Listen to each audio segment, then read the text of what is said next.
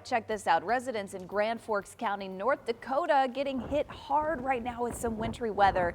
This is blizzard-like conditions out here, and no travel warnings have been issued, too. So you can see obviously the strong winds combined with that snow leading to the near zero visibility and dangerous travel conditions. Authorities obviously urging people to stay home, be off the road if you can. Such good advice here. And we were on such a nice roll with our weather, sunshine and even 50s